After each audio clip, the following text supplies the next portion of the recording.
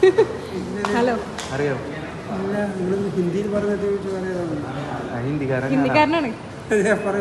എന്താ എന്താ വിശേഷം? ഇതെന്താന്ന് മനസ്സിലായോ? ഇത് കേക്കല്ലേ? എന്തിനാണ് കേക്ക്?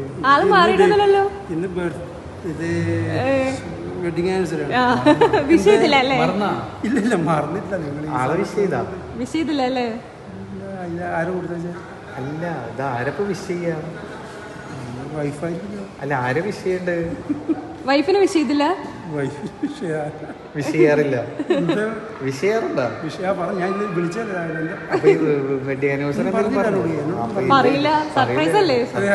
ഇവിടെ ഒരു മാമനല്ലേ? മാമനുണ്ടാ? അവരുടെ അവരും എല്ലാരും കൂടിട്ട് മീൻസ് അവരാണ് പറഞ്ഞേ. പക്ഷെ വൈഫ് ഏൽപ്പിച്ച, വൈഫിന്റെ അങ്ങനെ വീഡിയോസ് ഒക്കെ കാണാറുണ്ട്.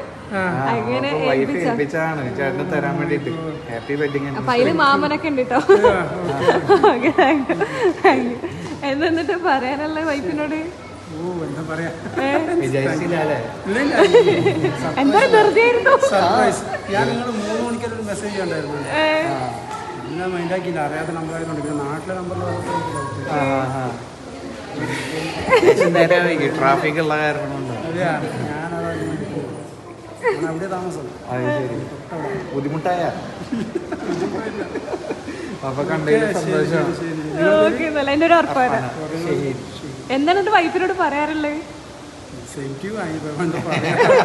വിഷയത്തിന്റെ സങ്കടം എന്താ? ആളെ വിഷയത്തിന്റെ സങ്കടം എന്താ?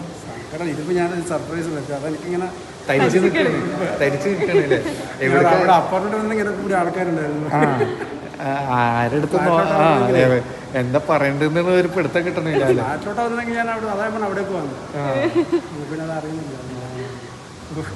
അപ്പൊ ശരി.